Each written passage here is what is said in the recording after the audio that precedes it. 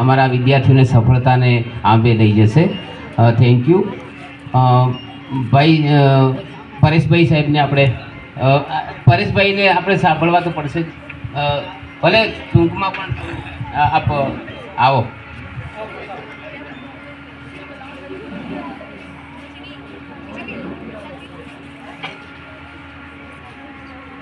Hello नमस्कार.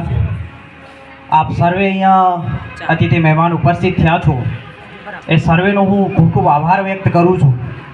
અને આપે આજે મારી માતૃશાળા છે એણે જ્યારે મને અહીંયા ઉપસ્થિત રહેવાનો મોકો આપ્યો છે ત્યારે હું એ માતૃશાળાનો પણ ખૂબ ખૂબ આભાર વ્યક્ત કરું છું. હું તો આ શાળાનો વિદ્યાર્થી છું. અહીંયા કેટલાક જે મારી હરોળમાં જે બેઠા છે એ પણ આ શાળાના વિદ્યાર્થીઓ છે.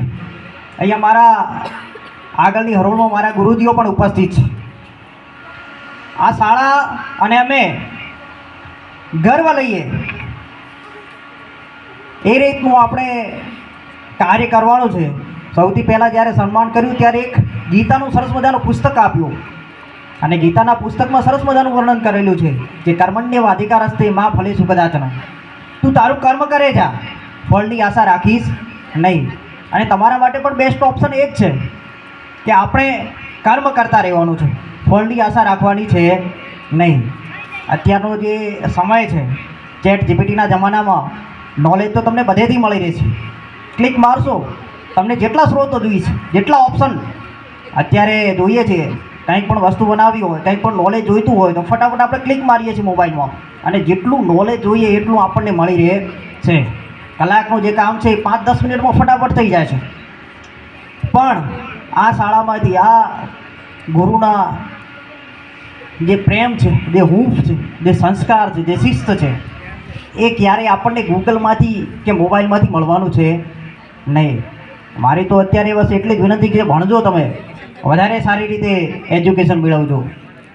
મા બાપ અને ગુરુ બંને જ એક એવું ઈચ્છે છે કે મારું બાળક છે ને એ મારા કરતાં પણ વિશેષ જાય, મારા કરતાં પણ આગળ જાય. અહીંયા તો કેટલાક હમણાં સાહેબે વાત કરી સરસ મજાની કે કેટલાકને તમે વિદાય આપી ચૂક્યા છીએ, પણ ખરેખર અમે તમને વિદાય નથી આપી. અત્યારે પણ તમે અત્યારે અમારા હૃદયમાં છો. અમારી હૂંફ તમારી સાથે છે, અમારો પ્રેમ તમારી સાથે છે. જ્યારે ક્યારેક બેઠા હોઈએ અત્યારે પણ અમને યાદ આવે છે આ જ શાળામાં ભણ્યા છીએ. ખાલી રૂમો બદલાયા છે, વર્ગો બદલાયા છે, પણ એ જે ગુરુજનો તરફથી જે પ્રેમ મળ્યો છે, જે સંસ્કાર મળ્યા છે, જે શિસ્ત મળી છે, અત્યારે પણ ક્યારેક બેઠા હોઈએ તો ગુરુજી સામે અમે નથી બેસતા. સાહેબોને તો ખબર જ હશે અમે એમના શિષ્યો છીએ. શિષ્ય ગમે તેટલો આગળ જાય પણ ગુરુ અને માતા પિતાથી ક્યારેય આગળ જતો નથી. એટલે આજના સમયમાં હું તો ફક્ત એટલું જ કહેવા માગું છું કે શિક્ષણ તો મેળવજો. શિક્ષણ એ આજના સમયની તાતી જરૂરિયાત છે, પણ સાથે સાથે સંસ્કાર વગરનું જે શિક્ષણ છે ને એ ઘણું નુકસાનકારક છે.